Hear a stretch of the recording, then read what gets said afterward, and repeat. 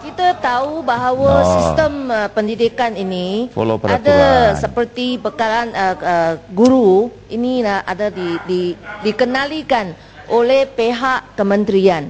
Yang Muhammad, kekurangan guru saya jawab kemudian. Dan nanti saya tahu, saya nak pergi ke soalannya. Tapi ada banyak sekolah dia terdapat kerusi dan meja di SRJK-C. Dia kata artis pun juga. Dia kata mereka tak pohon tapi tak dapat. Ada lebih kurang 20.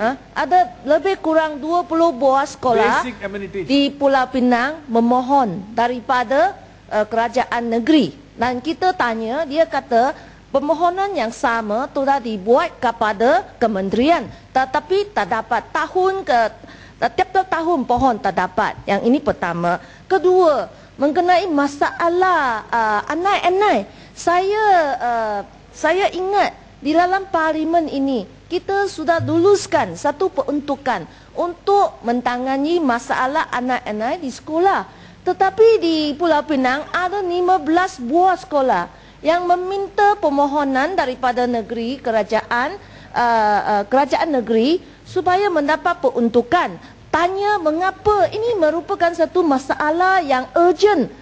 Masalah anak-anak dia mesti ditangani ya dengan saya rasa yang Muhammad dululah sekejap ya. Tak kurang ya, saya saya kena jawab habis dulu. Ya saya tahu duduklah sekarang saya cakap ada. Saya hanya benarkan setakat ni dulu ya Muhammad. Sekarang berilah floor jangan Yang Muhammad dalam ini floor siapa ni? Jadi Muhammad nak tanya dua soalan biar saya jawab. 15 sekolah meminta wang tak apa, saya dah tahu yang Muhammad biar saya cakap. Saya rasa tak apalah, kasihlah chance sedikit ya untuk menyampaikan masalah ya yang Muhammad saya dah baca keratan akhbar yang Muhammad tentang soal ni saya dah boleh jawab. Yang sini ialah tadi kita dengar bahawa ada kemudahan yang dibenakan tetapi tidak diguna. Tapi mengapa tidak memberi peruntukan secara terus? Semua orang tahu bahawa peruntukan ini beri kepada sekolah yang mana tahun ini. Kerana kita lihat di umum di situ, di sana, di situ. Tapi tidak tahu mengapa mereka diberi peruntukan. Dan untuk kerusi meja dan juga masalah anak-anak ini, saya harap mendapatkan satu penjelasan. Macam mana nak buat permohonan supaya kementerian dapat memberikan. Dan bukan seperti dia tidak tulus dan pihak sekolah pun tidak tahu mengapa tak dapat permohonan ini. Saya rasa yang berhormat Timbalan Menteri menerima banyak permohonan dari sekolah-sekolah di Pulau Pinang. Betul? Dan bagaimana macam mana pihak kementerian akan menguruskan? Terima kasih. Yang Muhammad Menteri, sebentar Yang Muhammad. Kementerian ini akan menggulung habis jawapan sebelum berhenti jam 1 nanti. Boleh. Sedikit saja. Saya sebab hari ini tak berapa sehat. Biar saya jawab. Saya tak boleh ingat nanti semua. Kita tanya dulu. Sebentar dulu Yang Muhammad. Boleh kita dapat satu menteri yang sehat nanti bagi. Ada peluang. Is it too much to ask? Tak. Yang berhormat Menteri, Cukup yang berhormat Speaker, is it too much to ask? Yang berhormat Timbalan Menteri sakit. So you go and leave. Bukan saya sakit. He's answering Menteri. Dapat menjawab. Menteri kita bayar gaji. Non-issue. Bukan isu. Tak ada Ini isu. isu. Kalau dia tak boleh jawab, duduk Yang Muhammad. saya tak mau dia pengsan apa? Let him finish with the answer. Saya tak pingsan lah. Kenapa? Yang Muhammad, Tokoh tambah sikit. biar saya jawab. Kalau banyak celahan macam ni, saya tak boleh terus secara fokus. Yang pertama, Yang Muhammad tanya tentang peruntukan. Okey? Saya sebelum ni dah menghadiri satu majlis bersama dengan Yang Amat Berhormat Ketua Menteri Pulau Pinang. Kalau Yang Berhormat dengar ucapan saya kata Pulau Pinang tidak akan dipinggirkan dalam peruntukan SJKC kali ini. Dan saya nak tunjukkan senarai kepada Yang Berhormat, senarai dah ada. Saya nak tunggu Yang Berhormat bagi senarai saya apa yang Yang Berhormat bagi kepada sekolah yang berkenaan yang supaya kita tak mengulang. Saya dah bincang dengan Yang Berhormat sebelum ini. Kita boleh. Saya dah isiakan dalam surat khabar 3 hari yang lalu. Sebab itu setelah kita meneliti senarai Yang Berhormat, kami telah membuat adjustment dalam soal ini. Yang Berhormat, kita ada 4 kategori. Saya dah terangkan dengan jelas. Pertama, kalau soal keselamatan, kalau dimakan oleh anak-anak, bangunan tak selamat, itu dijadikan kategori pertama dan kita utamakan. Okey. Kedua, adalah mereka yang memerlukan membaik pulih bangunan yang sudah lama. Kita juga utamakan.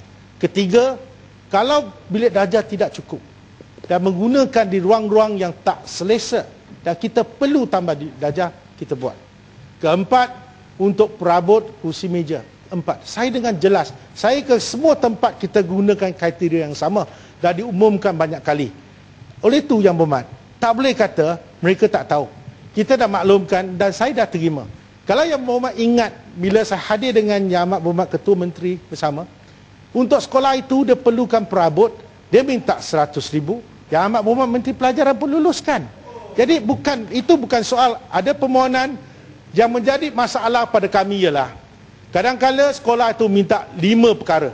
Pertama, Dewan Besar yang memaukan perbelanjaan 5 juta.